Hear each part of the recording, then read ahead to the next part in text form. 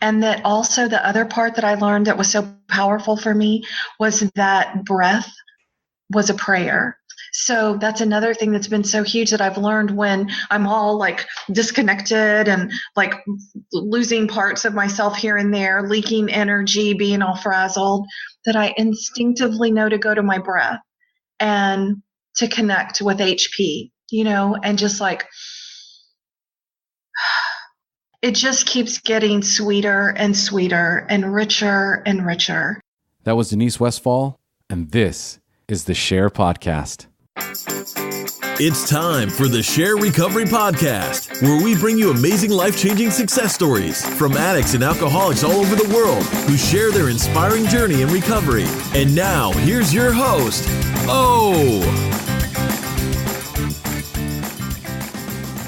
Hey everybody, and welcome to another episode of the SHAIR Podcast. And today we have my beautiful friend Denise Westfall joining us on the show. And just what an amazing story Denise has for you today. Denise and I met 5 years ago, and she has completely transformed into a beautiful woman of dignity and grace through working an absolutely rigorous program of recovery. These are the type of interviews that I know the SHAIR listeners love the most. Real people, real stories, uncensored. So without further ado, let's dive into Denise's story. But first, a quick message from our sponsors.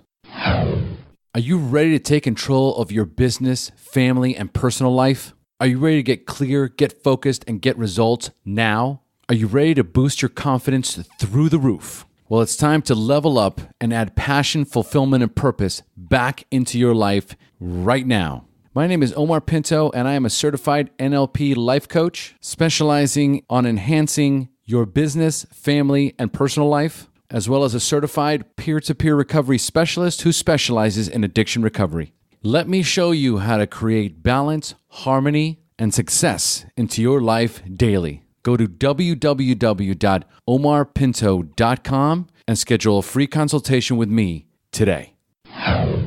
Today's episode of the SHAIR Podcast is brought to you by the SHAIR Recovery Community. The SHAIR Recovery Community is our new online recovery resource that offers online recovery meetings as well as peer-to-peer recovery support and coaching that will enhance your journey in recovery. If you find it difficult to make regular meeting attendance in your area or are unable to find the recovery meetings that fit your needs, then the SHAIR Recovery Community is the perfect place for you. And the best part is you can try out the SHAIR Recovery Community for the introductory rate of only $1 in the first month. And after that, it's only $12 a month. That once again include live online meetings, peer-to-peer support, and recovery coaching. So for more information about this amazing recovery resource, go to www.theshairpodcast.com, go to the top of the navigation bar, and click on the button that says SHAIR Recovery Community. And join the SHAIR Recovery Community for only $1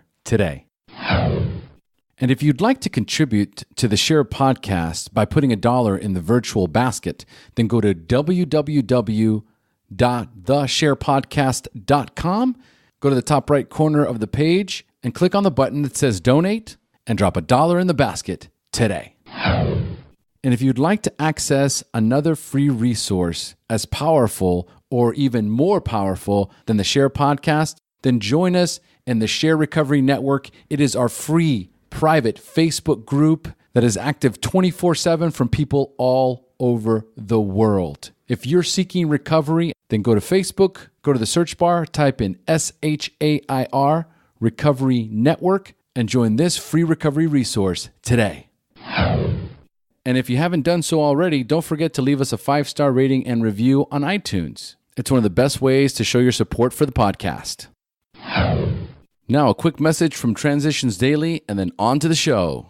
Would you like to join a free, anonymous online group that offers a daily topic email with popular recovery resources, accompanied by a secret Facebook group for discussion? Then go to dailyaaemails.com for more information about Transitions Daily. And don't forget to share dailyaaemails.com with friends, in meetings, and with sponsees in recovery.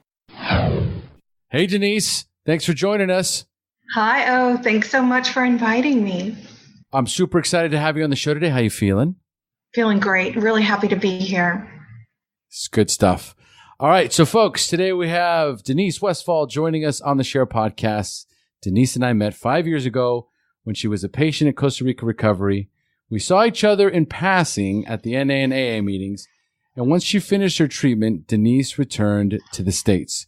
She recently came back to visit us in Costa Rica, and she shared her story in the AA Zoo group. It impacted me so much that after she was done, I asked her if she was willing to share her story on the SHAIR podcast, and here we are. So, Denise, that sound about right? Sounds, yep. You got it. All right. So first, we're going to talk, before we dive into your story, let's talk a little bit about what your normal daily routine looks like, including recovery. Sure. So as you mentioned, we met in Costa Rica. I was a patient at Costa Rica Recovery Center, and I was there for 3 months, and they really taught me how to work my program, Body, Mind, and Soul. So a typical day for me looks like 4:30 I wake, and 4:30 to 5:30 prayer and meditation. And then I get ready, I go to work, I make a noon meeting on the days that, some days I go to a 6:30 a.m. meeting rather than a noon meeting. But every day there's a meeting, and there's that time for that sacred time for my higher power. So it's all about body, mind, soul. Beautiful, beautiful. So tell us a little bit about what that, how do you maintain that spiritual condition, the conscious contact with your higher power? Sure, I'm happy to. That's actually my favorite part of my day. For so many years, I was so disconnected from myself and absolutely without a God of my understanding.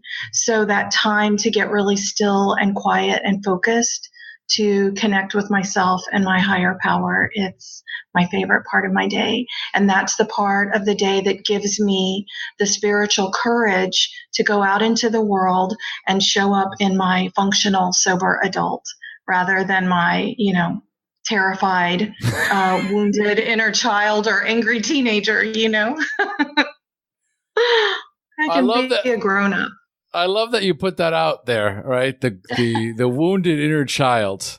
Yeah, I do so much work with inner child healing, right? I'm so glad. Yeah. So when yes. I hear someone connecting with that and has done that work, wow, what a transformation and impact it makes in our lives. And there's no question when I think about someone who's doing, an hour of meditation and prayer in the mornings, what that dynamically has to do to your day, to your life, because you've been doing it for 5 years, right? Right, exactly. November 25th of 2012. So it's my sobriety day. Yeah, exactly. So okay. So that was going to be my next question. I'll ask it again. But the most important thing is that 5 years ago, you leave treatment, you are given these tools. All right. Mm-hmm. You're given these tools. You go to meetings. You get your support at the meetings. You start working the steps. You do prayer. You do meditation. You do yoga. You do exercise. Right. Yes. So a lot of that is you do the days that you don't do. Well, you do prayer, meditation, and then you either do yoga or you run for 3 miles. Right. Correct. That's correct. Okay. So then we're just basically applying all the things that we've learned in rehab, and that's really what rehab is all about. Rehab is about establishing a foundation for your life, right? That will help support your recovery. The foundation is prayer, meditation. The foundation is exercise. The foundation is going to meetings, right? So we build this foundation, but it's up to us to apply it. It's up to us to actually do it. And the benefits are monumental. Cause I'd love to say that I'm doing an hour of meditation and prayer every morning, but that's just not the case. I'm usually more of about a 20-minute guided insight timer meditation. Mm-hmm. And then from there, I'll pray in the morning, which usually takes me maybe a minute or two, right? I get all crazy, right, on the prayer. and depending on the level of stress or pain I'm in, I might get on my knees or not. And then I put on a guided meditation. And then for whatever reason, man, that just sets my day off. That's the tone that I need for the day. It is yummy. Right on. It is. That's the good stuff. Yeah. That's the good stuff. That's the good stuff. It is the good stuff. Okay. So now, Denise, how much clean time do you have and when is your anniversary date? Okay. My anniversary date is November 25th of 2012. So I celebrated 5 years. And on my 5th anniversary, I went back to Costa Rica specifically to go to Costa Rica Recovery Center and the Zoo Group and the Vigilance Group to say thank you. Thank you for saving my life. Thank you for teaching me that I was worth sobriety. And I'm still working the program that you taught me to work, and I'm still sober. So it was just such a treat. It was such a joy to go back and see everyone. I'm sure it was an incredibly cathartic experience. It was amazing. And living in that gratitude, right? Like that overwhelming desire to preach your message, to share your experience, strength, and hope. So grateful of what you come down here, and real quick, well, you could tell us in the story because there's a great anecdote in there that I'll remind you if you don't. When we first started talking, I hadn't recorded yet. She started talking about when she first came into Costa Rica Recovery. Oh yeah. So we'll get to that. So real quick, before we dive into your official story, tell us real fast how old you were the first time you drank or used drugs, and more importantly, how they made you feel. Sure. The very first time I ever had a drink, I was 25 years old. So kind of a late bloomer there, but I felt electrified. It was champagne. I was at a housequake. The Red Hot Chili Peppers were playing in the background, and this really cool bohemian musician handed me a glass of champagne, and it was magic. It was magic. Wow. I felt such a rush. So 25 years old was your first glass of alcohol? Yes. Okay, so please expand on that as what the delayed, right? Okay, I mean 20 blew right past 21, right? Yes. So let's talk about. Okay, so I'm going to turn the show over to you now, Denise. It's time for you to share your story. Thank you. The battle against drugs and alcohol, the wreckage it caused in your life when you hit rock bottom, and then your journey into recovery up until today. So now, Denise, take it away. Thank you. Wow. So it's just such a privilege, to share my experience, strength, and hope. Thank you for asking me. I'm happy to share my story. The way it's baffling to me that I never picked up a drink or a drug.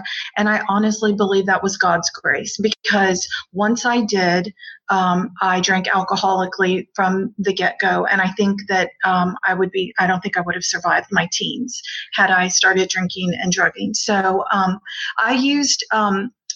I definitely was a little addict before I ever picked up a drink. I grew up in a really violent, alcoholic home with then ultimately an untreated dry drunk father and an untreated Al-Anon mom. So I learned really unhealthy coping skills. My whole world was so dysfunctional. But my father is now a retired police officer. And he really, drilled that into our heads that alcohol and drugs were bad and was not acceptable for a young lady to ever take a drink. And so, I really bought into that. And I think that protected me actually from myself. So, like I said, I'm from Houston, Texas. I grew up, I was born in the mid 60s, and growing up in the early 70s in Texas as a biracial human being was very challenging. My mom is Mexican American, my dad's German American, and my German Texas relatives were incredibly racist. They despised Mexicans. And so from the time that I could understand, I heard, all these awful things about Mexicans. And so from the time I just remember by the time I was 4, I already understood that I was less than, and there was something dirty about me because I was a dirty Mexican, lazy Mexican, like just horrific things. And so the other part of my story is that my father was a very violent alcoholic, and then he was a police officer, undercover narcotics on top of it. Wow. Whoa, I know. He was like, and he was my father and my mother, both, they were so glamorous and beautiful. My dad was really handsome, and he would be gone for long periods of time. He would roll up on his motorcycle, with a cigarette and leather jacket, like Steve McQueen or something. And so I mentioned that because, that ultimately became my template of what a man was supposed to, that was my identity, that's masculine, unavailable, anyway, I digress. This is great. But so what I want to say, I hope that my story will be helpful. I grew up so shattered and disconnected from myself. I'm growing up with all this racism and violence. I witness horrific violence on a daily basis. My father wasn't around often, and when he was around, it was terrifying because, just to give you an idea, if, let's say, my dad decided to be around on the weekend and he was going to take us to the circus, the family loads up in the car, we're on our way downtown to the circus, and, there's a road rage incident, and my dad would pull a man out of a car and beat him almost to death in front of us, like blood flying on the windows. If my dad had been drinking and he came home and he was angry with my mother, he would take his gun out and cock it and put it to our heads. This is before I'm even 5 years old, and I have a little sister who's 2 years younger. So there was extreme, horrific violence in my home on a daily basis. And so, I didn't know this then, but as a little bitty 4-year-old, I'm internalizing all of that shame, and I go out into the world and I go to preschool, and I'm a dirty Mexican. I've got this crazy violent father. And, and then my mom was so terrified of my father, and rightly so. She was never really able to protect us, from that violence. She stayed. They're still married. They've been married for like 55 years now. Wow. Yes. That's amazing. It's amazing. It was such a part of that intense shame that I felt. And then, on top of all of that, there were multiple family members that were molesting a lot of the children in the family. I was one of those victims. So before I even started kindergarten, I had been abused just about any way you can, emotionally, verbally, sexually, psychologically. And growing up in that kind of home where my reality was constantly denied, and I didn't have a safe person, to teach me how precious I was, how valuable I was. So I internalized all of that, and I took that out into the world. And through elementary school, junior high, high school, I recreated that family of origin dynamic where I was less than. Everyone else certainly knew better than I did. I had no voice. I had no power. I was a little shapeshifter, even in elementary school. Whoever you wanted me to be, so you would like me, I would become that person. I would tell lies, to have friends. I would make up tall tales. I think when I was in the 4th grade, I told people that the Osmond family were coming to my house for Thanksgiving. These ridiculous stories. But I was so desperate for love, for protection and affection. There wasn't anyone, I didn't have an advocate or a protector. And I grew up incredibly traumatized, just so traumatized. And so the other part of that, my family was, my mom and dad both dropped out of high school and then later went back to get their GED.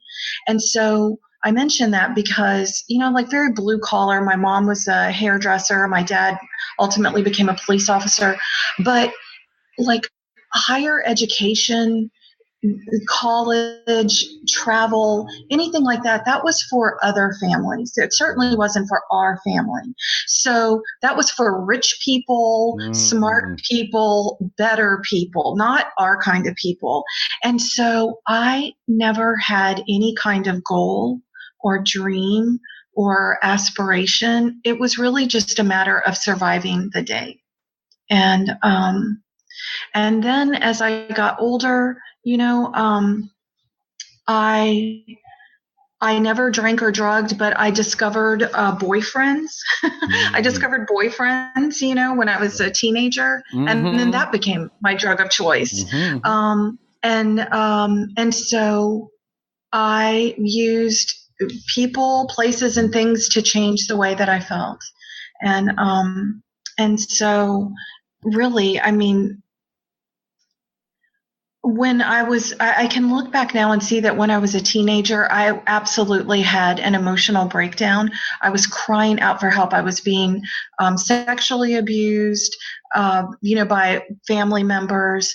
I would tell my mom, and for whatever reason, I guess because she was so afraid of what my father would do, she would say, "Don't say things like that. Don't talk about things like that." Or she would just walk out of the room. And so again, I internalized that as even my mom won't protect me. You can do whatever you want to me. I have no value. I hope I'm describing this. I really pray that my words can convey the despair and the hopelessness that I felt, and the confusion. And I also believed that somehow all of that was my fault. The violence, the abuse, I believed it was my fault. And so starting from the very beginning with that high school boyfriend, all the way up until the time I went to treatment, I was looking for someone to love and nurture me and to fill that hole in my soul. And so a huge part of my story is jumping from relationship to relationship. I felt tremendous shame about this for such a long time, because I have been married and divorced 4 times, and I'm 52 years old. And I felt like I couldn't understand why I kept marrying these men that I didn't really like, let alone love. And now that I've, begun this family of origin work and understanding that because I was so enmeshed with my mother and because I was so traumatized, I was just looking for someone to take care of me, and I had really unhealthy coping skills, and getting married was one of them, this Mr. Wonderful didn't make my life magic and unicorn, so maybe this one will. I was always looking outside of myself. And so, that gives you, I just got really nervous sharing all of that. You're doing great. Oh, thank you. It's hard to talk about it, but that is my story.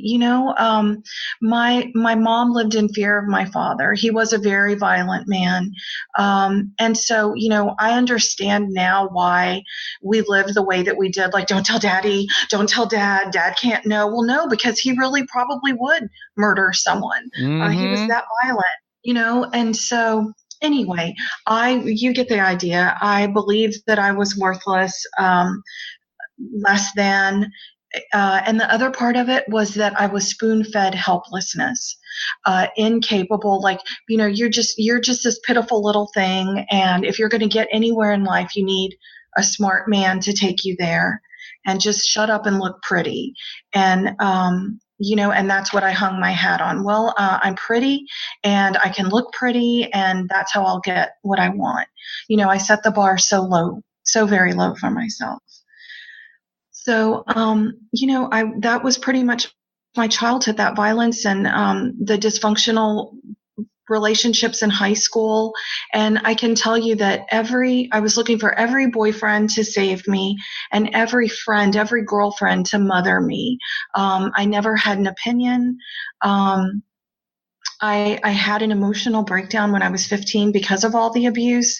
No one seemed to notice. Remember when Britney Spears shaved off all of her head, her hair? Okay. So one day when I was 15, I went into the bathroom. My hair was like down to my waist, and I like chopped it off, like practically a buzz cut by myself in the bathroom with scissors. Like, that's like crying out for, hey, yes. No one said anything. It was just like, oh, she's so crazy. Well, yeah, I was crying out like, someone please notice me. And I barely graduated from high school. There were probably like 300 and something people in my class, and I graduated like at the very bottom by the, skin of my teeth.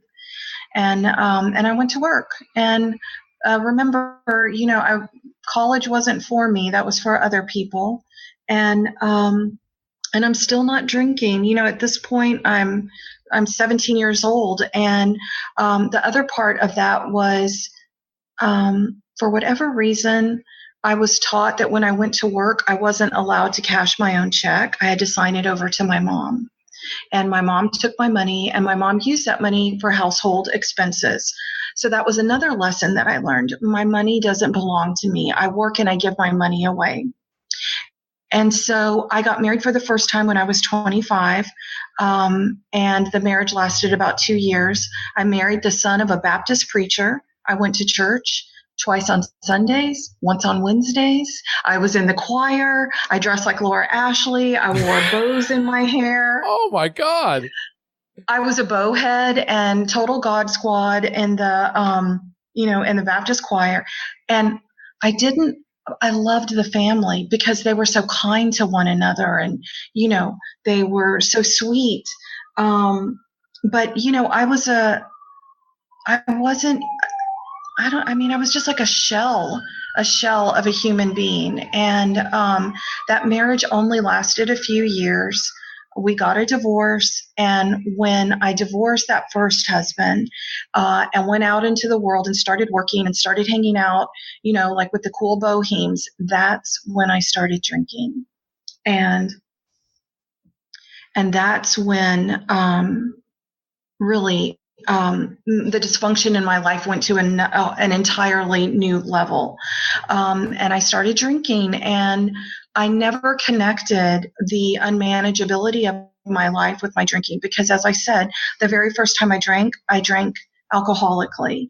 But funny enough, the people that I surrounded myself with, they all drank the same way I did. So I thought we were the cool kids. We were cool and we were fabulous. And if you didn't drink the way we did, you were just square. You were, we smoked clove cigarettes, and, and I thought that I was so glamorous and I felt so grown up. But really, I was anything but. That's the other part of it. I never matured. I would age chronologically each year. I would grow up, but emotionally, I was still a child. And I was always expecting other people to fulfill me, to take care of me. And I always worked, but I always handed my paycheck over to the Mr. Wonderful of the moment. So, I couldn't be bothered with learning how to get car insurance or, make a bill payment on time. I would just hand my money over to someone else and they could figure it out for me. And, that's how I went through my life. Right after the son of the Baptist preacher, I was single for a few years. I started drinking. I was drinking alcoholically. I met a very nice man, and young guy, very sweet, very normal. He proposed to me after 3 months. And because I didn't know I had a voice or a choice, I said yes again. And knowing that it was not right for me, but not wanting to hurt his feelings. So we got married, and but that was the biggest blessing of my life, because I have my son, my beautiful 23-year-old son, who's amazing. But I mention that because I didn't think I had a choice. I thought I had to marry him. And so I did, and then I made his life miserable. I was impossible to please. I wasn't in love with him. I had just started drinking. There was no way I was going to not be fabulous with my fabulous friends. And this is the cunning, baffling part of this disease. I really believe that because I put my little baby son to sleep in his bed and then went out after he was sleeping, who was I hurting? Everyone, that's how I rationalized it. Well, they're sleeping. They're not going to know. It's okay. I'm not doing anything wrong. We're just dancing, crazy. And so, of course, that marriage didn't last. He treated me with dignity, kindness, and respect. And what I'm used to furniture flying through the air and name calling and abuse. So this man was just, as a child of an alcoholic home, being addicted to that drama, chaos, and insanity, it was too calm and peaceful. So I was just like, this isn't working for me. So we divorced, and off he goes. And now my 3-year-old son is hitched to my drunko wagon, and off we go. So, there were more dysfunctional relationships, more drinking, and my drinking escalated. I started having blackouts. Again, everyone that I drank with drank the way I did, and they said, there's nothing wrong. And then we had like a saying in our group, darling, never, ever, ever try to remember what you did or said the night before, because it's only going to make you feel bad. And we thought that was, we were so clever. So coping skills. Words of wisdom. Come on. So, I've got this precious little beautiful son, and I am completely abandoning him emotionally. I'm always worried about what people think and what we look like. So we look really good on the outside. He goes to a nursery school, I have a nice job. Everything looks great. But really and truly during this time, my parents are pretty much raising him, putting him to bed, getting him bathed, because at nighttime I'm out with I work all day and then I go out with my friends. So the cycle continues. I may not have been yelling and screaming and abusing, but I was neglecting him. And so there were more relationships, more husbands, each one worse than the one before. And I kept, by the way, marrying the same man over and over. They looked different. They sounded different. They were all like a variation of my mother or my father or both of them. And I say that because, unconsciously, I was just systematically seeking out that same family of origin dynamic. And I kept picking the same people. And if they didn't bring the chaos and dysfunction to the party, I would make sure I did. If they, what am I trying to say? I eventually became, I was a victim, but I could also be a perpetrator. I could rage and throw furniture, everything that I learned firsthand. And especially if I was drinking, there was no telling what would happen. So I could be very violent as well. I'm just going to jump forward to 2004. Because that is when I first attempted to get sober. I was in the middle of divorcing husband number 3, and I woke up from a blackout and I realized that I had left my young son who was in elementary school, asleep in his bed. And I had gone out the night before to buy more cheap talking wine from the Metro Mart. And when I came to that morning and realized that I drove drunk in the middle of the night, I didn't remember it, and I'd left my son in his bed sleeping, I was filled with shame I had never known. And I didn't know anyone in recovery. No one had ever talked to me about AA. I certainly didn't know anyone in my family in recovery. But I got the Yellow Pages. We still had Yellow Pages then. And I looked up an AA meeting, and I went to a noon meeting. And so I went to that meeting, and I listened to the people, and I heard the similarities. And I thought, wow, I think I belong here.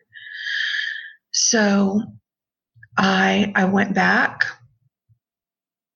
That was a noon meeting. I went back to a 6 p.m. meeting. Remember, I'm separated from husband number 3. And at that 6 o'clock meeting, this guy comes up to me and says, "Hey, I saw you here earlier today. I have 3 months. Why don't you sit by me?" And I was like, "Oh, here we go." I'd never been around the 12 steps before or recovery. And so this dude with 3 months and who, by the way, has never worked the steps sounds like Yoda to me. So I'm like, oh, you can be my higher power, because that's what I did. I would just anyone could become my higher power. So I decided this guy, man, Yoda over here, wow. he knows what's what. And so, so like they said, don't date anyone. You're in the middle of a divorce. You should be alone. Well, that just didn't apply to me. She just didn't understand that sponsor. She didn't know what she was talking about. And so, I did the best that I could. I went to meetings. I had a sponsor. I cherry picked which, rules applied to me. I was exempt. What I didn't know then was that I had a progressive and almost fatal case of yes, but itis. For everything that they said, I would have a yes, but. You don't understand. He's really nice. Uh-huh. He really understands me. So I eventually dumped the 3-month dude and divorced the husband. And I had a few months where I was alone for the first time in my life. But what's important for me to mention is that every time I ended a relationship, even after I had my son, I always went back to my parents. I would go back to my parents' home and live with my parents. So I was never, ever, ever on my own. I always had someone to take care of me, because ultimately, even the husbands were parental figures, I always, so I went back home and I'm working, and now I'm like a year sober and my life is getting so much better, because I don't have the chaos and dysfunction of drinking and drugging. Well, I didn't drug then, but drinking. And then here comes another Mr. Wonderful with double-digit sobriety. And I've got exactly 1 year. Okay. I've got a year sober. He's double-digit. And I didn't really like him, but he seemed to like me a lot. And he said he could take care of me. So, that sounded pretty good. Sounds good to me. And so I started... so I started dating Mr. Wonderful, who became husband number 4. And so here he is, double digits sober, and I'm a little over a year sober. And I think we're going to have this happy, stable life that I always wanted. And I just couldn't figure out why it still was so unmanageable and chaotic, and we're both sober and going to meetings and sponsors. And it was just crazy, And when I was about 4.5 years sober, I was sober from alcohol. I had this pain show up in my shoulder, and I went to a bunch of doctors. They couldn't find anything. And after a couple of months of, no one being able to figure out what this pain is, Mr. Wonderful, my husband, double-digit sobriety, says, "Here you go, baby. Take this pill. No. I think it'll really help you." I didn't even.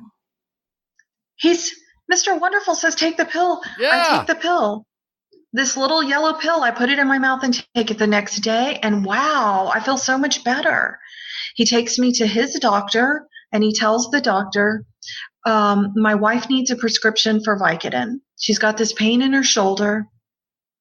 The doctor says, "Oh, wow, I'm really sorry. And dear, while I'm at it, I'm going to write you this prescription for this muscle relaxer. It's really going to help with those muscle spasms." So he wrote me a prescription for Vicodin and Soma. And my double-digit sober husband is doling out my medication as directed. My sponsor knows. I believe, this is all on the up and up. It's good. And what I know now is that I was just given one of the most deadly and addictive cocktails known to man. And it was just a very, very short time before I was abusing the pills. Mm-hmm. And my husband, double-digit sobriety, is giving me the pills, and then he would say, "You really want to stay ahead of the pain, and I think that you just took one an hour ago, but we've got this car trip you might want to go ahead and take another one." So I would take another one. And what I want to say is the picture that I'm trying to paint is I went from, I was still crazy and self-will run riot, and there hadn't been a spiritual surrender, but I was sober. I wasn't drinking, and I was working, and I was showing up for my son in a way that I hadn't done before. And then my husband says, "Take these pills," and he's giving me the pills. And then all of a sudden he tells me, "I think that you should quit your job. You're working just entirely too much, and I never see you. And I think that you should quit your job." Well, he was my higher power. And my higher power wanted me to quit my job, never mind the fact that I made 3 times the amount of money that he did. And yes, so I quit my job. And I got my brain went into it went about 6 different terms. Oh my gosh. So I quit my job, and then our whole life becomes him giving me my medicine, driving me to doctor's appointments, having MRIs, x-rays, new doctors, new prescriptions. He is not taking the pills. He's giving me the pills, and I become sicker and sicker, and my world becomes smaller and smaller, and I'm angry, and I resent him, and I'm angry, but he's my higher power, and he's giving me the pills, and before you know it, this is my life. I'm sitting out on my patio every single day, popping pills like jelly beans, drinking cinnamon water, don't ask me why, and smoking cigarettes. I didn't eat. I went to doctors. I got more pills. I smoked. I drank cinnamon water, and I resented the hell out of my higher power for everything. So about 2 years into this, I find out that Mr. Wonderful, husband number 4, my higher power, has been unfaithful. He's been cheating on me pretty much from the beginning. And he is this whole time double-digit sober. He's never really been sober because he's been acting out sexually. So he's an untreated sex addict. And the reason he told me to quit my job was because he thought that if I were around more, he would act out less. So unbelievably dysfunctional. Do you get a picture of what my life, just Nightmare. Insanity. Nightmare. Absolutely. And in the middle, and then you've got this young boy in middle school, in the middle, like with these two crazy addicts, babies, king and queen baby, pretending to be parents. I mean, it's horrifying. And I was so sick. At this point, I'm totally strung out on pills.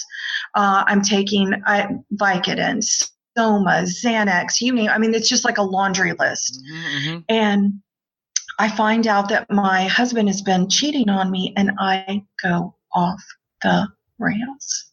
Crazy. It is like my world is ended. I want to die. He's cheating on me. My fourth husband, I can't be divorced again. Mm-hmm. I'm just such a fuck up. I'm a horrible person. I'm a loser. I'm now in my mid 40s. Look at my life.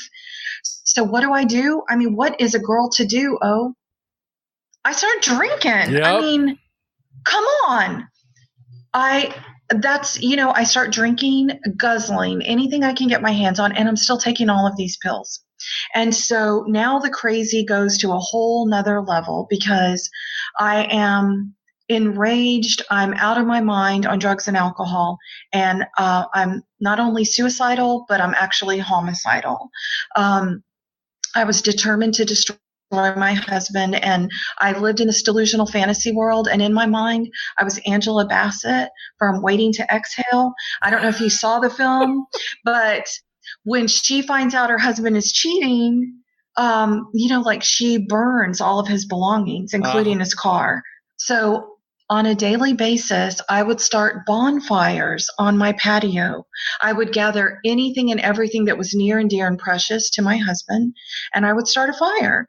And the Houston Fire Department was at my home on a daily basis. And I would fight with the firemen. I would fight with the police officers. I would call them all cheaters and, crazy. And I was like slurring, and nicotine saturated and like, what are you going to do? I'm on my own property. Leave me alone. And they would put out the fire and they would leave and they would say, lady, you need help. Mm-hmm. And I would say, you need help, but really because I was in my yard and I wasn't driving, yep. They would go and come and they would leave. But I'm telling you, this was a weekly basis. And then, you need more and more pills and you need more and more booze to drown it out. And all of my issues were so triggered that then I started overdosing on a daily basis. So not only am I starting fires, but now I'm actually overdosing, and like the paramedics are coming to revive me and they're taking me to the hospital to detox me. And now they're keeping me in psych wards and they're keeping me for days and days, 10 days, 7 days. And there would be people there that would come and that would try to speak to me about recovery, and my yes but itis would bounce right off of the recovery would bounce right off of me, because I would say, yes, but it's my husband's fault. He's cheating on me. He's a sex addict. He lied to me. He said he was sober. He wasn't sober. I was sober. He gave me pills. I was justifiable anger for sure. However, I was incapable of seeing my part in all of it. Mm-hmm. My part is that there were red flags from the beginning that I chose to ignore. I took the pill, I couldn't see that then. And so I just kept overdosing, and I cannot believe that I didn't die, because it was horrific. And then at the end, there came a day when I attempted suicide. I took, if you can believe it, I took 30 Vicodin. Dude. And 30. And wow. I drank 30, and I drank a gigantic portion of a bottle of vodka. And I just knew that I was going to go to sleep and I was never going to wake up. And I was so happy. And then I woke up, the next day, and I was like, son of a bitch. I can't even kill myself. And so my husband knew that I had done this. He was now no longer living in the house because it wasn't safe for him, because I was trying to murder him by fire on a daily basis. And I told him that I had taken the pills. So he called the police, and the police came. And as the police were inside my house, I said, "Excuse me, just one moment." And I went and got my car keys, and I walked out the back door into my garage and drove out of my house with like a handful of HPD officers in my living room waiting to take me to the psychiatric hospital. But I was just like, I don't think so. I had my purse. I had my cigarettes. I don't know where I thought I was going, but I was not going with them. I take off in my car, and I'm driving through my neighborhood. Yeah, I know. Like, it's crazy. Oh, my God. I'm not the one with the problem. No. And so I'm driving through the neighborhood, and now there's a slow speed chase. The police are like, "Mrs. you need to stop the car," like, and they're talking through the loudspeakers, and neighbors are on their lawns, and I'm like smoking and shooing them away, like, no. And I finally stopped, and they promptly put me in the back of their car and took me to the psychiatric hospital. And they kept me there for like 12 days. And I promised I wasn't going to drink. I was going to do it for my son. And I got out, and I went home, and I got drunk, and I overdosed again. And that was when my husband and my son said, "You're going to die." And my son said, "If you keep drinking, I'm going to have to go and live with my dad. I can't be here." And what my son witnessed, I mean, he would come home to find me passed out on the patio with paramedics. How old was he at that time? At this time, he's now a senior in high school. Oh, and wow. So he's in high school, and I'm like overdosing and just going, "Carson," like, "Shh." I didn't mean to say his name. Like, "Shh, go to your room, go to your room." And I would think because he was out of the house, he wasn't affected by my drinking and my homicidal, suicidal antics. And so, even with all of that, the fires, the police, the suicide attempts, the psych wards, it wasn't my fault, and it wasn't my problem. Everything would be okay if my husband would just do it right. He wasn't taking care of me the way he was supposed to. And if you could just understand what a world-class victim I was, what a meanie he was. And I didn't want any kind of solution. I just wanted you to listen to me tell you, what a motherfucker he was, and, what a pitiful little lamb I was. Oh, man. And I do. Yeah. And so by God's grace, there was a man that my husband knew in recovery that split his time between Houston and Costa Rica. And he told my husband about Costa Rica Recovery Center. And it took about a month for me to finally agree to go. And, all the promises and, I'm not going to drink, and I promise I'll go to a women's meeting. And, I'd learned all the moves, but nobody was buying what I was selling anymore. I couldn't, for a long time, I was able to get away with, if I was just pitiful enough, then you would feel sorry for me. And then I could, con my way into getting whatever it was that I wanted or, needed, which was to be alone so that I could drink and take my pills. Yes, absolutely.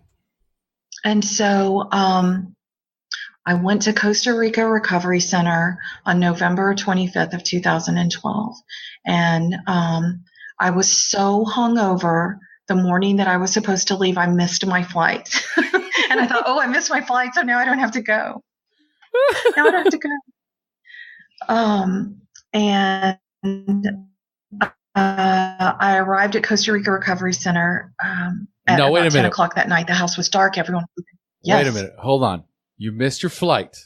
I missed my flight. Right? Okay, so you missed your flight. Who was getting you on that plane? My husband and my son drove me to the airport, and I missed the flight.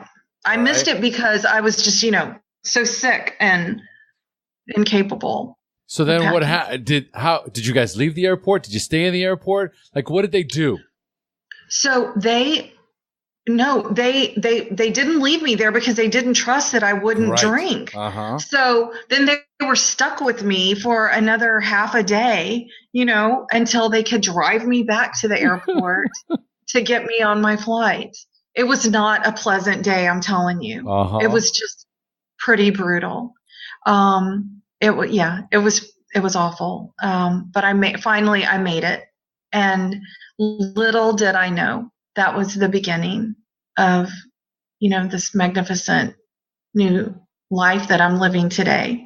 But I certainly did not think it was my fault or my problem. It was my husband's fault.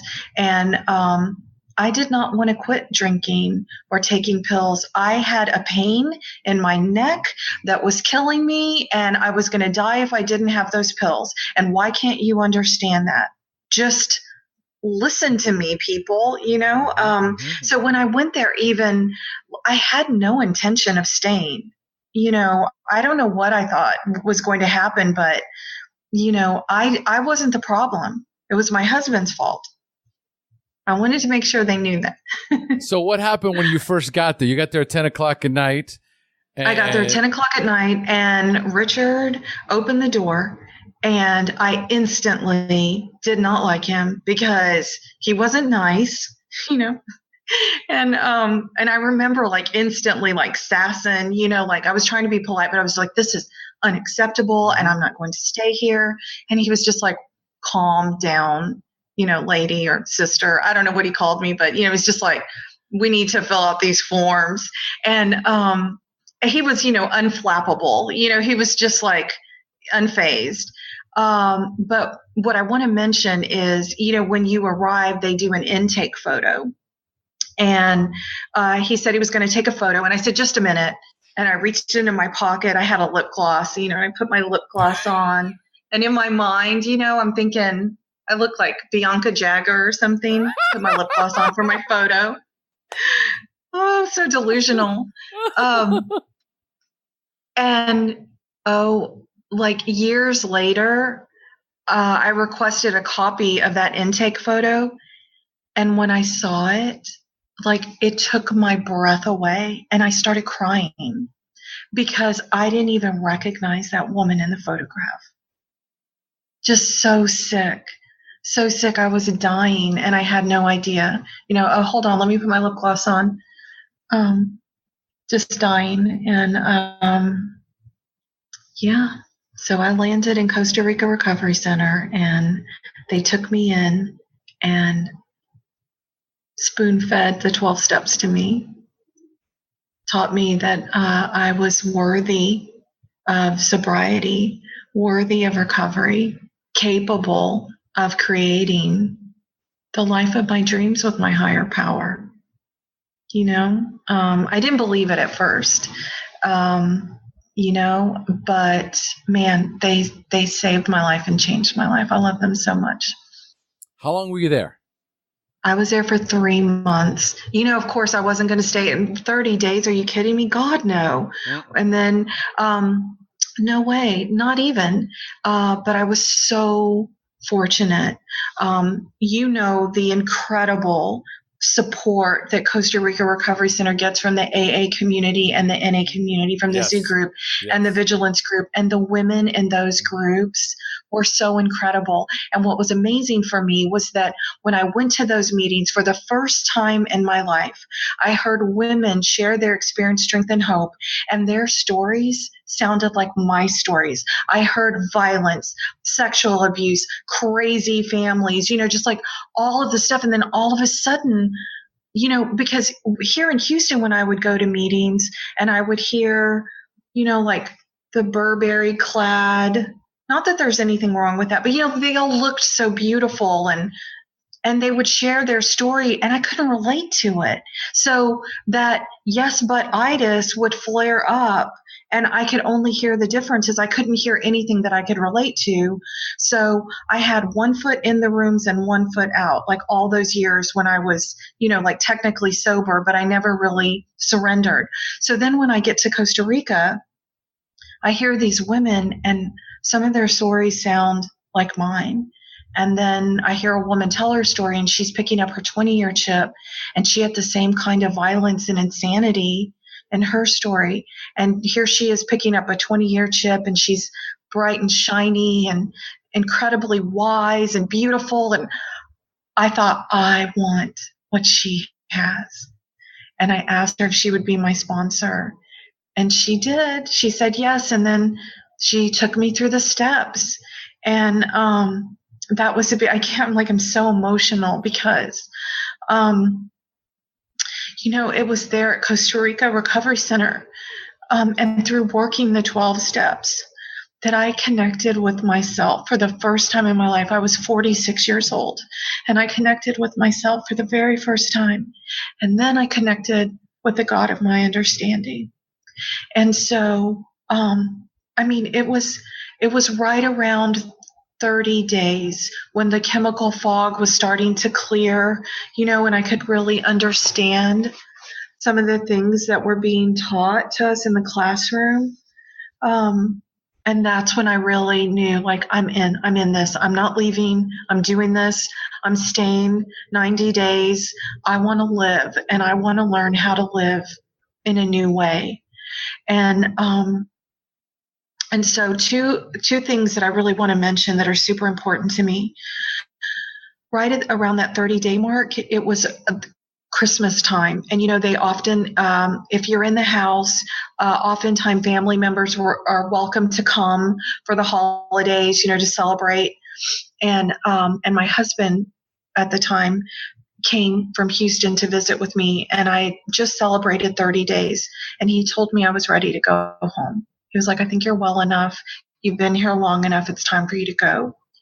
And I knew if I went home, I would drink and I would die. And I said, I'm not ready. And he argued with me. He kept insisting that I needed to go home. And Jim and Richard and all of the people in the house were just like, you need to stay and he needs to go, because he wouldn't leave. He came and then he wouldn't leave. He'd spend day after day trying to convince me to leave. So finally I had to ask him to leave and let me be. And that felt terrifying and exhilarating at the same time. Yes. I was telling my higher power, no. I was telling my higher power that I was going to stay. And so that was when I began to understand, oh, wow, this guy has been my higher power. And every man before him, and then my mom and my dad and my toxic girlfriends, and they were all so judging and critical and harsh. And so then to be able to connect with this loving, benevolent, caring God of my understanding that I still didn't really understand, but I decided I'm in all the way. I believe I should be dead. There is a reason that I didn't die. And maybe my reason is that all of this insanity and chaos that I've survived, maybe I can be of service and share my experience, strength, and hope someday. Like these women are sharing with me. So I told the husband to go home. I stayed. I worked my steps. I loved going to class every day.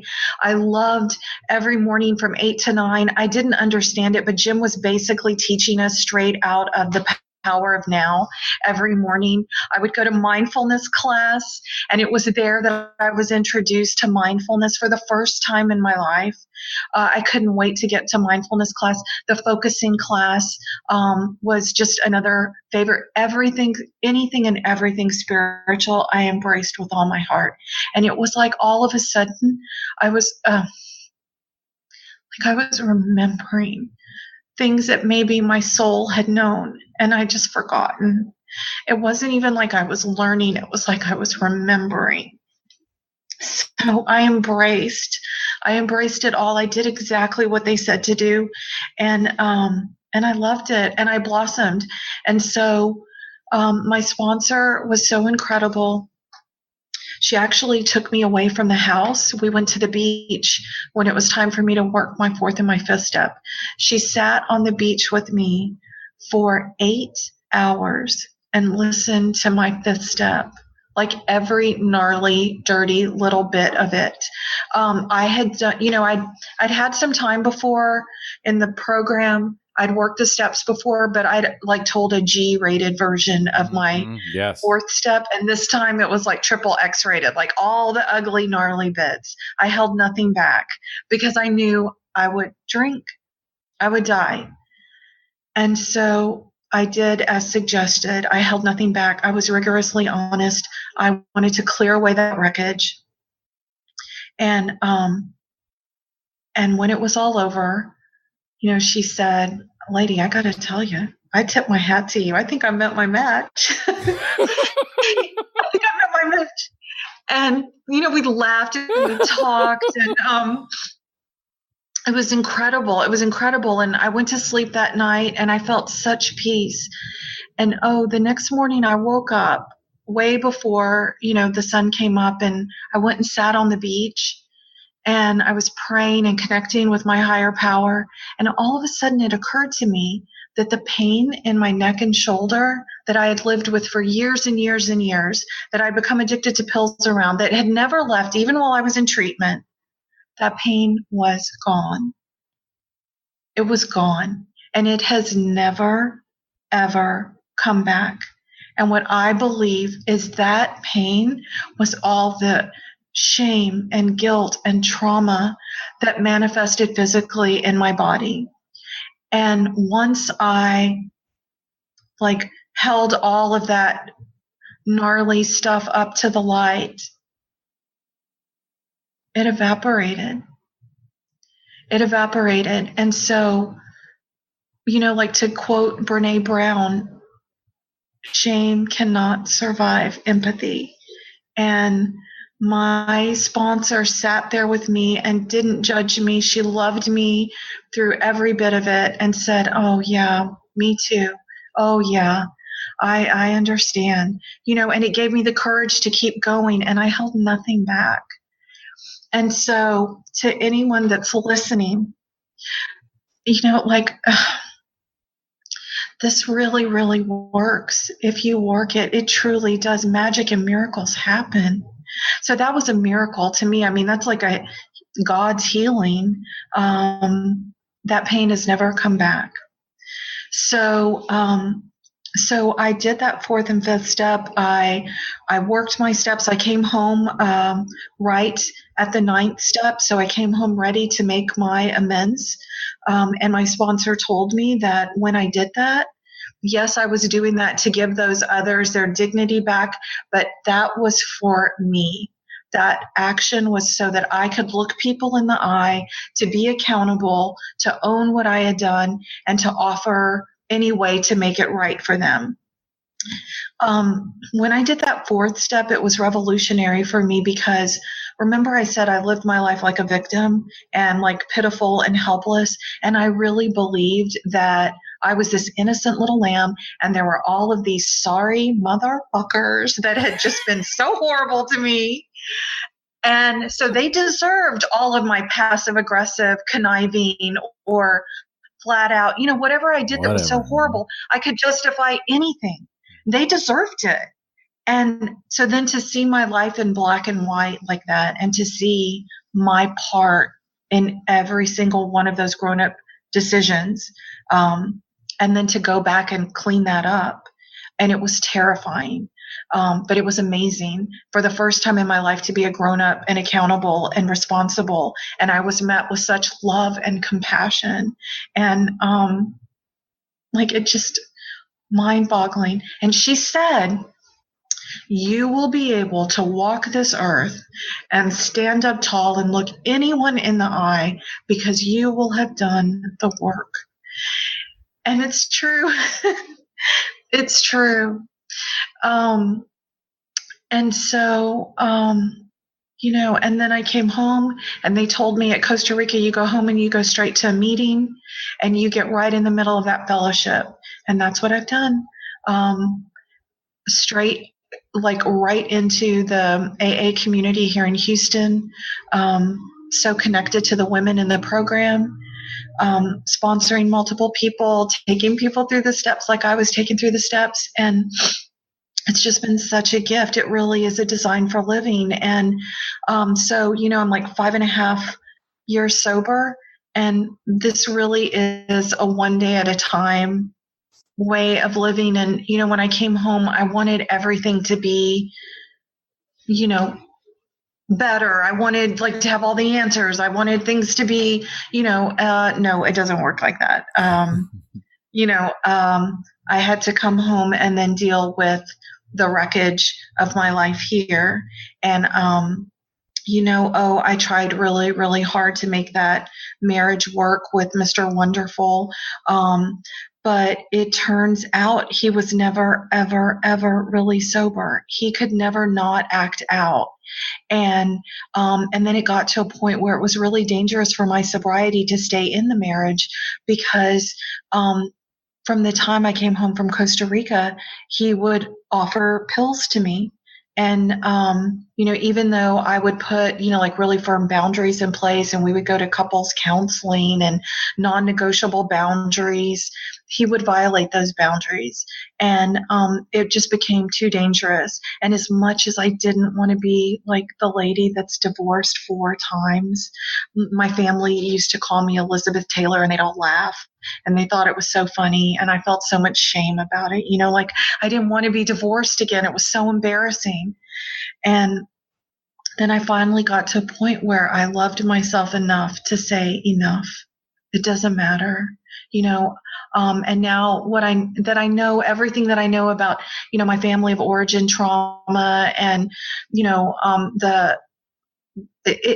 I was just trying to survive. I was just doing the best that I could with the skills that I had. And, y'all taught me better. So now I do better. And so I divorced that husband, and it was really important for me to tell you earlier on that I always went back home to my parents, because for the first time in my life, when I divorced him, I moved out into an apartment all by myself. I was 50 years old and on my own for the first time. No Mr. Wonderful in sight, not plotting or scheming to get another Mr. Wonderful, and just so happy to be in my own space. And I divorced him. I moved out. And 2 weeks after I divorced him and moved out, I lost my job. So here I am, sober, 50, all by myself, no Mr. Wonderful, no job. And it's like, really, HP? Are you kidding me? And come on. What? What? It was the best thing that ever could have happened to me. In that time, I was able to not only do more service work and, work, do more therapy and more time for myself, but it was that was my deepest, greatest fear, that I couldn't take care of myself.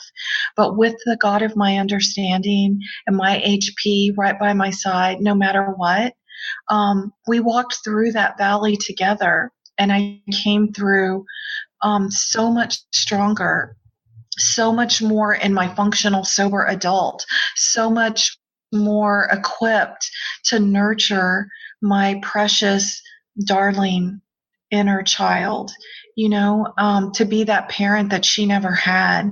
And so it's just incredible that my program of recovery, my sobriety, it's all been about finding my way back home to myself, to me, to my soul, to unlearning all the incredibly dysfunctional ways I had of numbing out and nurturing myself. Now I nurture myself with love, with spirituality, with recovery. There's nothing self-destructive in my life today. There's no one in my life that will gaslight me or lie to me or, like I have this beautiful, safe life. And no way would this be possible without Costa Rica Recovery Center, without the 12 steps, without the God of my understanding, and certainly without the women in recovery that have taught me how to show up for myself in this new and amazing way. Wow, this is why I wanted you to record the story. So amazing, and it's so beautiful, it's so touching, it's so tragic. It's one of those Hollywood blockbuster just train wreck stories, right? With this beautiful, happy ending. There's just one thing. There's one thing. When you were here sharing your story, what really got me was you told a story about your son. Yes. And I was hoping you'd be kind enough to share that little bit with us. I'm so happy to. So, my son is the light of my life. It was one of the hardest things for me. And, some days still, I'm just filled with such sadness now that I know what I know about, how precious we are and valuable, and how I have all these issues around mothering, how I was mothered the way I mothered my child. I'm just incapable. And,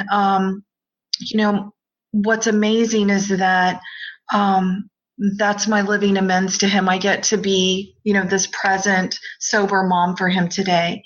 And we were having a conversation about, sobriety, recovery, and about that, like how I deeply regretted the way I mothered him, and how he deserves so much more. And he said, and let me just back up and say, right before I left for Costa Rica, my son told me, I think you are pathetic. I don't respect you. I'm overdosing. I'm like the fire department, the police department.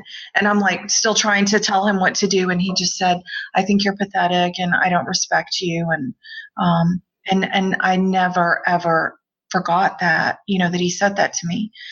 And so years later, after treatment, and we're talking about recovery and sobriety, and he said to me, Mom, I always knew that you loved me, but I never felt safe with you. And talk about, an arrow through your heart. And I said, I'm so sorry, Carson. You only deserve to be loved and protected and to feel safe and nurtured. And it breaks my heart that I couldn't give that to you then. And he said, if I had to grow up with that mom then to get to spend the rest of my life with this mom, then it was worth it. That was it. That was the one. That's what got me. It still gets me. It still gets me. Recovery ceases to amaze me. It ceases to amaze me. I'm 15 years clean and think I've heard it all, but there are just moments where you hear someone sharing a part of their story that just connects with you on such a deeper level. It becomes impossible not to connect.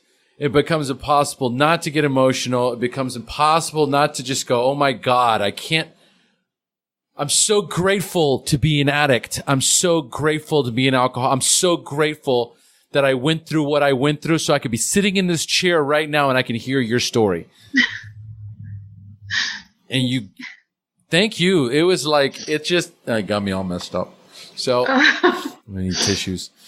And so that's why we were all, for those of you listening, we're all sitting in the room. We're in Costa Rica. Denise is sharing her story. We're all crying, and it's just like, wow, I can't believe it's the same person that was here 5 years ago, and I remember hearing those same words to me, it was like, when I made amends to my ex-wife.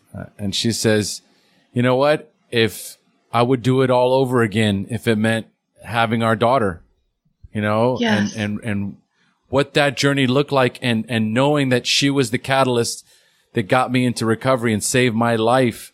And somebody says that to you, and how do you even process that, right? Emotionally, it's just like through the roof, and there's just tears of joy and gratitude that will forever fill a part of your heart and your soul, right? That will heal parts of your soul that you thought could never, ever heal.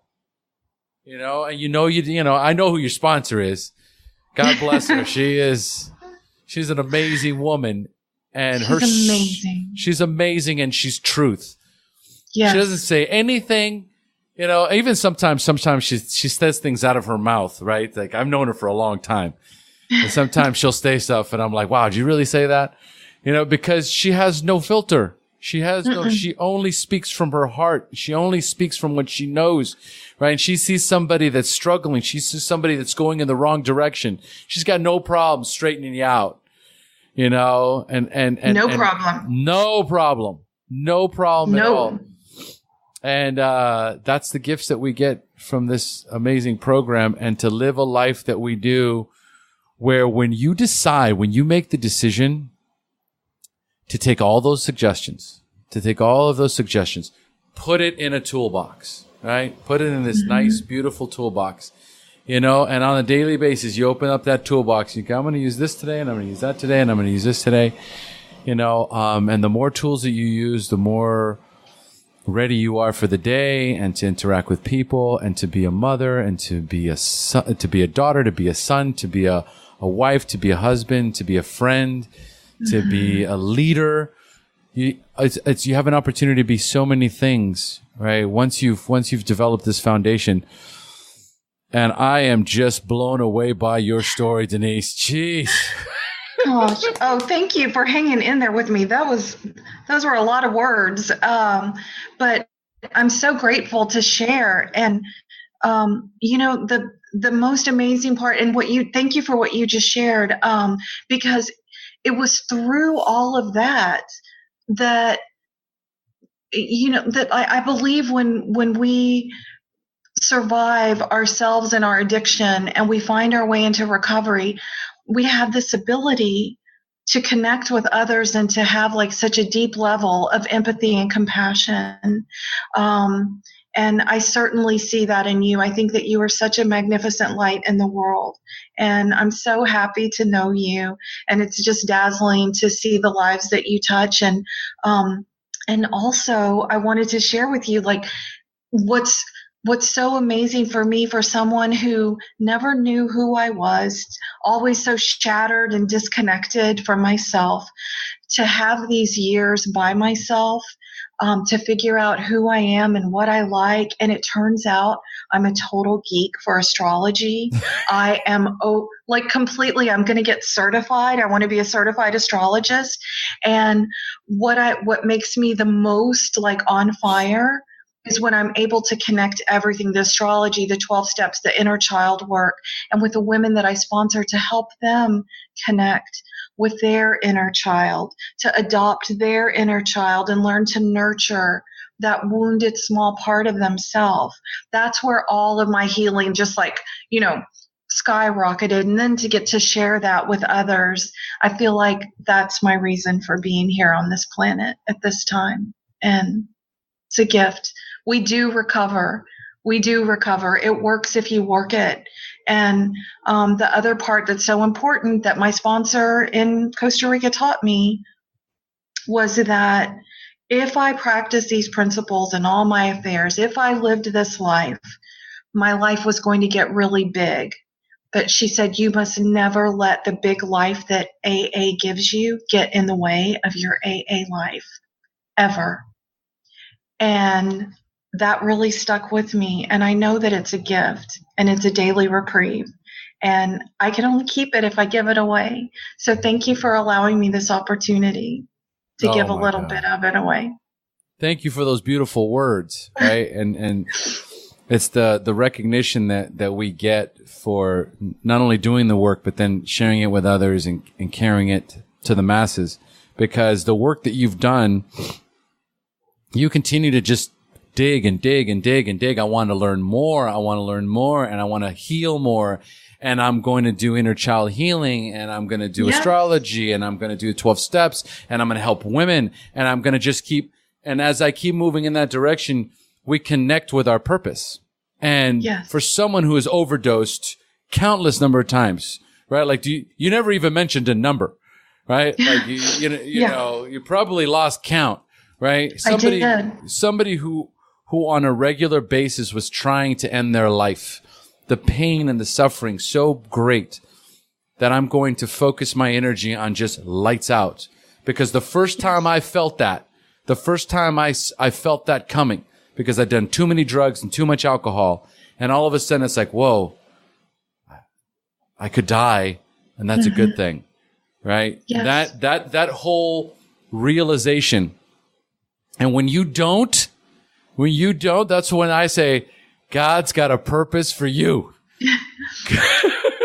Because when you're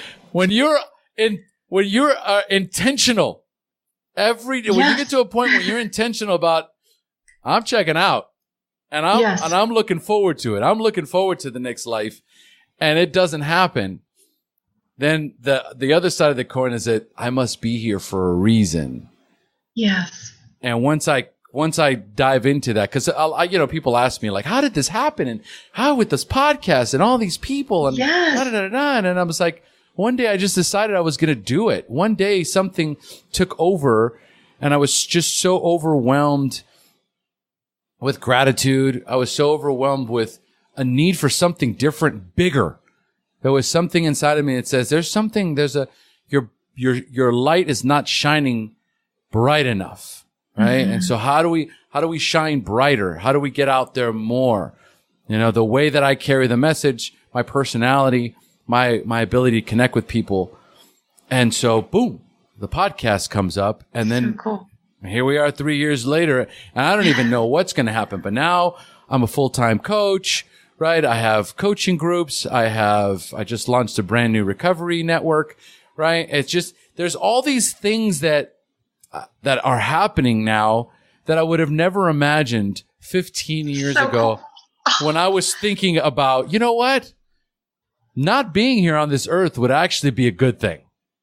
Mm-hmm. And then 15 years later, it's like, whoa, which was, somewhere in the neighborhood of about 3, almost 4 years ago, where epiphany started to happen. And I'm watching that happen with you. I'm watching you just evolve naturally into the person that God always meant for you to be. That's it. Yes. It's go time. It's go time. I'm ready. I'm totally ready. I'm so ready. Thank you. All right. So let's start to close up, Denise. And the way I like to close up is for the newcomers. So I'm going to ask you 5 questions about your early recovery. I want you to share your answers in a way that will inspire and enhance our listeners' lives. Are you ready? Right on. I'm ready. Let's do this. All right. So number 1, what was keeping you from getting clean or staying clean when you first got introduced to recovery? Just the yes, but itis. I was exempt. I was, your rules did not apply to me. I was terminally unique. And that's really it. My ego was so gigantic, your rules didn't apply. Mm-hmm. My childhood was so violent, traumatic, whatever, you name it. I was special. Yes. Yeah, absolutely. The rules don't apply to me. You have no idea what I've been through. I'm a victim. Exactly. Yeah. Yes. I was in, I like to call it my victim suit. I was in my victim suit, and it was beautiful and couture, and it was a victim suit. And any recovery that anyone tried to share with me bounced right off of it. Absolutely. So then at what point did you have a spiritual awakening, that aha moment in recovery, when you accepted that you were powerless over drugs and alcohol, but for the first time had developed the hope that you could recover? It was about 30 days, at my 30-day mark. The chemical fog was clearing. And, that's the thing that I really would love to say to the newcomers, like, it takes time, and you've got to allow yourself that space to heal. We do so much damage to our bodies, and like there's such a fog around our brain, and our hearts are numb. And so it was around the 30-day mark when I was able to connect really and truly with the God of my understanding, and to the, like, I'm in this, I'm doing it. I don't want to die. I don't want to die. That is, when you were saying that in your story, and we were talking about being there 30 days, and then your husband coming down. Oh, yeah. Just like I'm right there with you. Just like the sickness, you know what I mean? And it was true. Like at some point you recognize that there's so many people that just because they're not drinking alcohol, they don't realize that they've got an untreated addiction running rampant in their lives. Yes. And it's creating the same wreckage, if not worse, to the people around you. So it was like, what a miracle that you stayed. Yes. Because, there it was. I mean, I've got this person that's trying to get me to come back home, and my head's spinning, and what do I do? And thank God you were here, where they were like, dude, you need to stay, and he needs to go. He needs to go. Yes. Yes. Miracle. I mean, see, that's God's grace right there. In that moment that I, had the conviction and the strength to say, no, you need to go. That was a first. Well, and then, something that it's super important that I want to say, especially to the women, what it took me a really long time to understand. So much of what I drank and drugged over was my people pleasing, and how important it was for me for others to be okay with me. And so what does that look like? That looks like me saying yes to you and no to me, whatever. And what my program of recovery has taught me, I learned about the principles and living by integrity, and I didn't really know what that meant. But what that means for me today is that my integrity is my connection to my soul. I have to be true to myself above all else. If I am people pleasing and lying to others to make them more comfortable, I'm feeding my disease. So like I protect that like at all costs. I know that that's a really dangerous place for me to be. That's how I lived for years. And I drank over that for years. So it doesn't have to just be to the ladies, to the men listening to, that part where we hear to thine own self be true. It's so important that we not only tell the truth, but our truth as well. Oh my God. I love it. You're a rock star. I have good teachers. Strong closings. All right. So, tell us the favorite books that you would recommend to our newcomers that you read in early recovery, or even recently. Oh, for sure. Okay. So absolutely. The Big Book of Alcoholics Anonymous and the 12 Steps. The 12 Steps take it to a whole nother level. And I know it's kind of boring and it's not really exciting, but it really breaks everything down into little digestible bites. So I would really stay close to the literature. But also my favorite is this one. Can you see it? Mindfulness in the 12 Steps. It's by a woman called Therese Jacob Stewart. And when I was about a year sober, I had the privilege of going to a week-long meditation retreat at Hazelden that was led by this woman who was from St. Paul, Minnesota. And she is a practicing Buddhist. She's been sober like since the early 70s. She's amazing. And she connects Buddhist philosophies and mindfulness with the 12 steps. And it blew my mind because it was there. And through this book, where we did a loving kindness meditation, that I connected with my anxiety. And it was there that I discovered my anxiety was my terrified little inner child that was so traumatized and freaked out. So then whenever it would pop up, I could extend loving kindness and compassion to my anxiety instead of feeling like, oh, get away from me. Anyway, this book changed my life. I highly recommend it. No, go ahead. No, I was just going to say, that's just like my simple, to pull myself back into the present moment. I am here now. I am present. I am open. I am willing. Because, I'm off future tripping, predicting something horrible, or I'm in the past regretting, and I'm not present for right here, this magical moment. So this book really helped me merge the two, the 12 steps and my mindfulness. I love it. I just started delving into refuge recovery. Nice. And it was one of the members in the SHAIR Recovery Network and in SHAIR Space, one of the coaching students, right? When we were setting up meetings to do online meetings, I asked her if she would be willing to do a refuge recovery meeting because I had no idea what it was all about. Right. Mm-hmm. And I love the Buddhist philosophy and the meditation and just the philosophy in general, where it's a practice. Right. Yes. And so, this totally goes in line with that. Right. That whole mindfulness combined with Buddhism, combined with 12 steps. There's so much synchronicity. Yes. There's so much synchronicity. It's just about being present. It's about being in the moment. Right. So much about recovery is trying to stay grounded, focused, and in the moment. In the moment. And just being comfortable in my own skin in this space.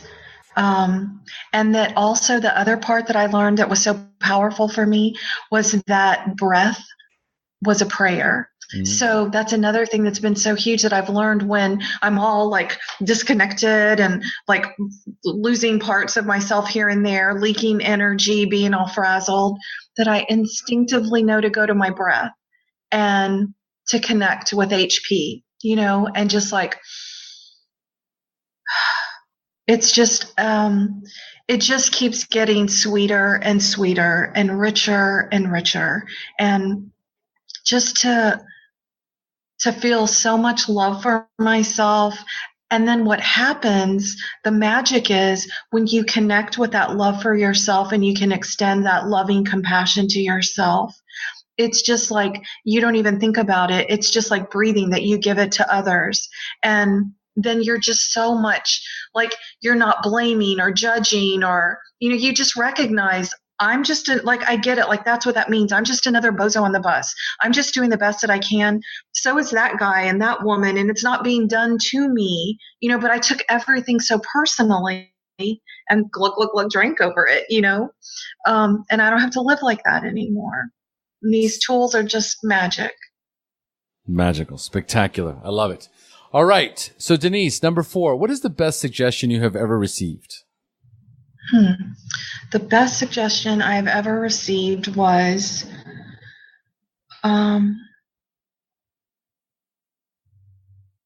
there's so many, but I think the best suggestion I ever received was when I was at Costa Rica Recovery Center. We had a visitor come into the house who was one of Jim's really good friends, and he said that he could sum up recovery in these few words: tell the truth fast. Tell the truth. Tell the truth fast. And that just really stuck with me. And so I know that to be rooted to my integrity, I have to tell the truth, and my truth. And that's my connection to myself. I don't know if that really answers your question, but that's fantastic. Yeah. Yes. That's my tell the truth, because as a drunko pill popping victim, I lied about everything. I lied about everything. Like, even if I didn't have to lie, I would lie. And it was just second nature. And so if I'm telling the truth, it's just easy. I'm connected to myself and it's clean. And I'm not feeding my disease. The thing about telling the truth fast is it doesn't give your disease an opportunity to justify, rationalize, or convince you to do otherwise. Yes. Right? Yes. Tell the truth fast. Absolutely. Yes. You do it, you act your way into better thinking because you can't think your way into better acting. And that's what breaks. It's a pattern interrupt. Right? So as soon as it comes in, it's got to come out. So that's where that's where that philosophy comes from. I love it. I love it. Tell the truth fast. Tell the truth fast, baby. If you could give our newcomers only one suggestion, what would it be? It would be, you are precious. You are valuable. You are so worthy. And you are worthy of living a beautiful, big, sober life. And even though it seems like there's a million reasons why it's not possible, it is. And you just have to reach deep down inside of yourself and connect with that small, wounded, terrified place inside of you.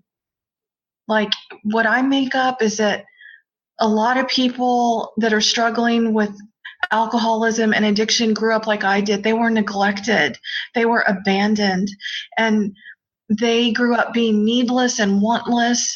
And like, to be able, you get to learn how to reparent that small wounded part inside of you. And you can live a life that's beyond your wildest dreams. I mean, I promise you, if it works for like former victim, crybaby, pill popping, raging, like pyromaniac, recovering drama queen, it will work for you. I promise. Just show up for yourself. Hold on to your soul and your higher power, and don't let go. Oh my God. Don't let go. That is how we're going to close. Denise, you need to go on a circuit. You need to be speaking to women in masses. Have you heard of She Recovers? Yes. Yeah. Oh God, that is so your tribe. Oh my gosh. I need to connect. I interviewed Dawn Nickel, right? I just saw that. Yeah. She is amazing. Talk about a powerful, powerful woman. She is, that you guys are right. That is your tribe. You are just as strong and just as powerful. Oh, thank you so much. From my heart to your heart right now, I'm sending you so much love. And I feel so grateful that you allowed me the space, and I hope it can be helpful. I feel most on fire and alive when I'm working with other women and helping them connect with their inner child. So right on. Oh, right on, sister. Right on. All right, Denise, thank you so much for joining us. Thank you. Thank you. Amazing. Amazing. You're amazing. Thank you. We have now reached the end of our show. Thanks for joining us. And as we say here in Costa Rica, pura vida. Pura vida.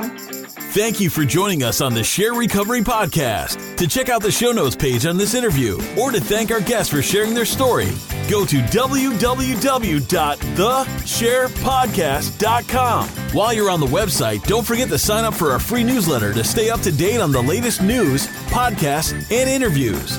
Want to be one of our guests and share your story? Then go to our website and click on the Share Your Story button. We share our inspiring recovery stories every Tuesday, so subscribe to our show on iTunes or Stitcher Radio to get your free weekly download. We'll see you then. The opinions shared on this show reflect those of the individual speaker and not of any 12-Step Fellowship as a whole. And though we discuss 12-Step Recovery and the impact it had in our lives, we do not promote or endorse any 12-Step Anonymous program.